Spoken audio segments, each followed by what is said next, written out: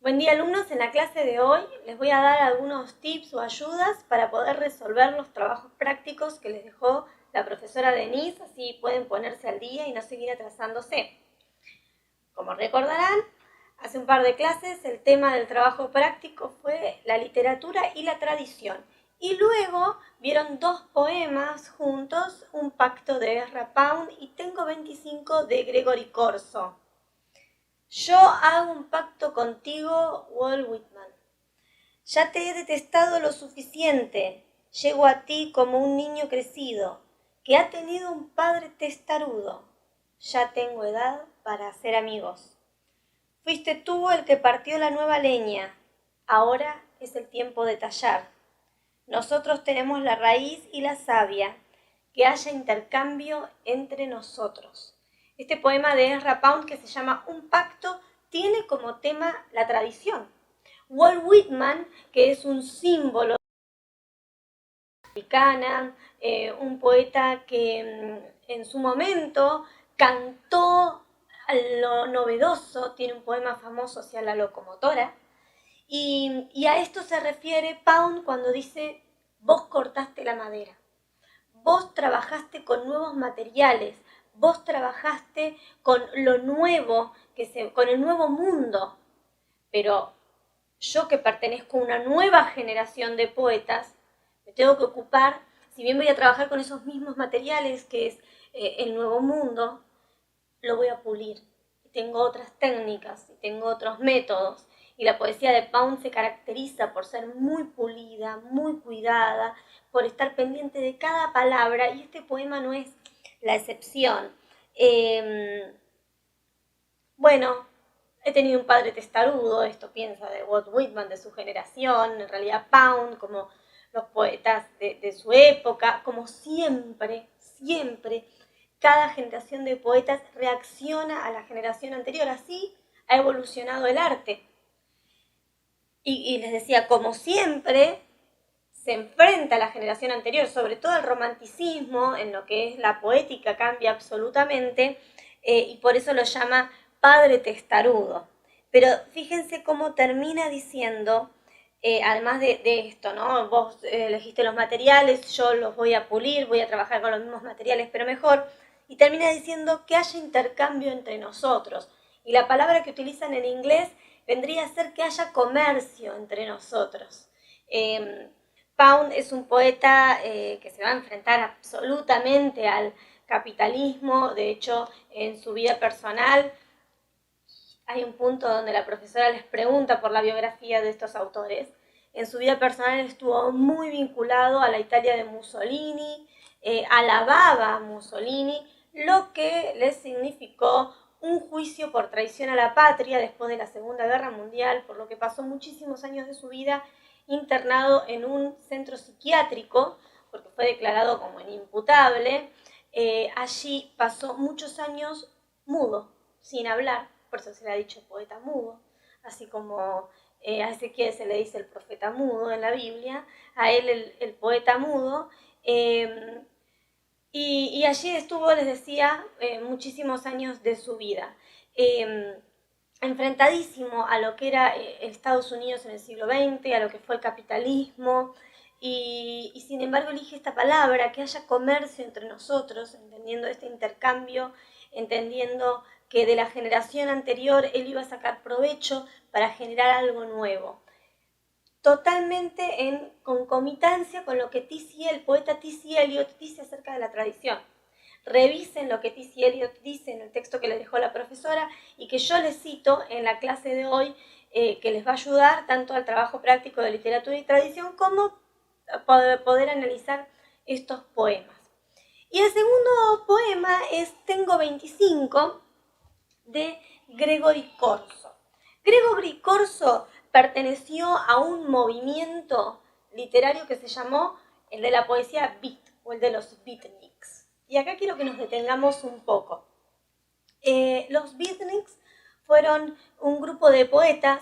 Algunos dicen que ni siquiera alcanza para decir que fue un movimiento literario, solo fueron un par de amigos, 4 o 5, depende cuántos quieramos incluir, que pretendieron ser revolucionarios no lo fueron tanto en las técnicas literarias, sino más que nada en su forma de vivir y en su forma de vivir al arte y en los temas que tocaron. Fíjense cómo ya varias veces hablé de temas y de técnica, porque no es lo mismo. Yo puedo ser muy revolucionaria en mis temas, pero muy tradicional en mis formas. Y escribir un soneto, que es un tipo de poesía de metro largo, con 2 estrofas de 4 versos y luego de 3, pero hablar del coronavirus, que es algo súper vigente, actual. Entonces, puedo ser moderno en mis temas y no en mi técnica, o puedo revolucionar, además de los temas, la forma. Estos poetas beatniks que no, ya vinieron después de las vanguardias, que se llama Vanguardias, una serie de movimientos artísticos de principios del siglo XX que revolucionaron las formas, y los vamos a ver este año. Entonces, ya se habían revolucionado las formas. Pero hacia la década del 60 llegaron estos poetas, 4 amigos, 5, si ponemos alguno tardío, que toda su vida fue una vida poética. ¿Quiénes son? El mayor exponente de este movimiento es Jack Kerouac, también Allen Ginsberg, Burroughs. Son poetas que tenían todos algún tipo de vínculo con la Universidad de Columbia, gracias a la cual se conocieron. Como les decía, el que más se destaca es Jack Kerouac, con una novela muy inteligente que se llama En el Camino. ¿Qué tenían en común estos poetas? Bueno, en su producción, poemas muy largos o poemas muy cortos, profundizaron mucho en el tipo de metáforas, en imágenes fulgurantes, novedosas, que llamaban la atención, muchos juegos de palabras, incluso juntando 2 palabras. En los temas, como les decía, sí, ellos se metieron en temas nuevos, por ejemplo, las drogas. ¿Quién escribía sobre las drogas en la poesía del siglo XIX o aún en la del principio del siglo XX? Bueno, ellos escribieron sobre las drogas, ellos escribieron en contra del sueño americano. Básicamente, si uno hace una lectura a grandes rasgos de estos poetas, ellos están diciendo Estados Unidos, década del 60, todo se está yendo al diablo, estamos mal, todo esto está mal, y esto es lo que denuncian en sus poemas. Hay cierto tono panfletario de denuncia social. Se destaca un poema de Allen Ginsberg. Allen Ginsberg es un poeta interesante por varios aspectos. Se los voy a mostrar. Acá lo tenemos. Allen Ginsberg. Fue periodista. Es el inventor de la selfie. A ver, pueden googlear a Allen Ginsberg selfie y van a ver que hay un montón de fotos. Le encantaba la fotografía y le encantaba sacarse fotos a sí mismo con el espejo del baño. Así que se sacó fotos con el espejo del baño en un montón de lugares. Por eso algunos dicen que es el inventor de la selfie. Eran poetas que les encantaba leer a Ezra Pound, el poeta que recién leímos. Y de hecho Allen Ginsberg lo fue a ver al psiquiátrico y le hizo una... pensé que teníamos la foto. Y le hizo una entrevista. Y tiene un poema, quizás el símbolo de los poetas beat, o de la generación beatnik, que se llama Aullido. Aullido empieza así. Es un poema largo. Es un poema largo. Cuando digo largo es largo. No sé si ven. Con muchas anáforas. Cada uno de los apartados del poema tiene una anáfora, que significa que una palabra se repite al comienzo de lo que sería cada estrofa, pero no hay estrofas porque es verso libre y de corrido. Comienza diciendo: yo vi a las mejores mentes de mi generación destruidas por la locura, hambrientas, histéricas, desnudas, arrastrándose por las calles de los negros al amanecer en busca de un pinchazo furioso. Como ven, está haciendo alusión a, como les decía, las drogas. También son poemas donde el tema de la sexualidad aparece muchísimo, porque no tenían tabúes para hablar de prácticamente nada. Además de que ellos tenían vidas muy descontroladas. Kerouac murió muy joven, alcohólico. No así Ginsberg. Y mucho, como les decía, de su crítica es al sueño americano. Hay otro poema que habla sobre el supermercado, ahora que nos cuesta ir al supermercado y vemos ciertas fiebres por los productos, toman estos símbolos del mundo capitalista para desmitificarlos. Y en medio de estos autores aparece Gregory Corso, un poco más joven que los anteriores, y escribe Tengo 25.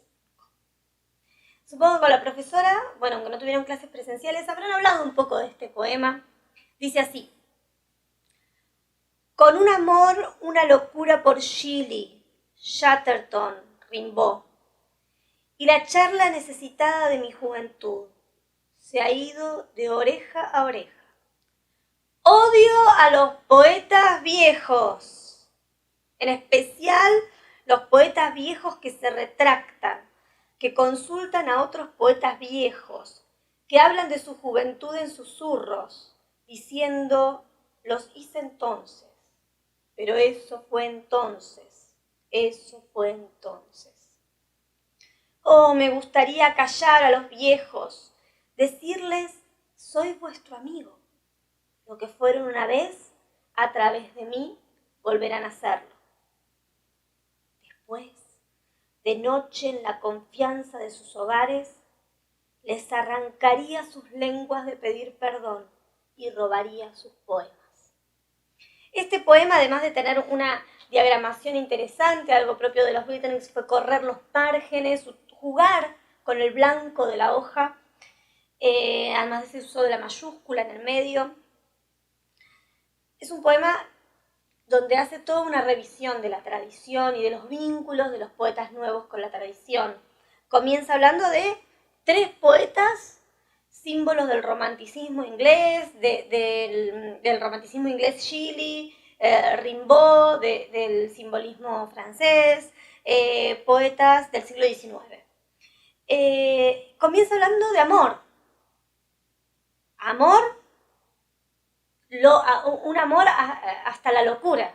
Y luego habla del odio, ¿no? Estos sentimientos contradictorios que a veces el poeta en su tránsito, en su relación con la poesía va teniendo. Muchos en la adolescencia, quizás ustedes, se acercan a la poesía más tradicional, a veces la conocemos en el colegio y nos enamoramos de ella, y después cuando empezamos a tener contacto con estos poetas más contemporáneos decimos, no, aquello está mal. Y llega como Pound a este momento de pacto. Dice, bueno, ya está, ya somos grandes, ya tengo 25, ya somos grandes, ya es hora de dejar de pelear con el pasado y podemos ser amigos, utilizando la misma palabra que Pound, ya podemos ser amigos, ya está.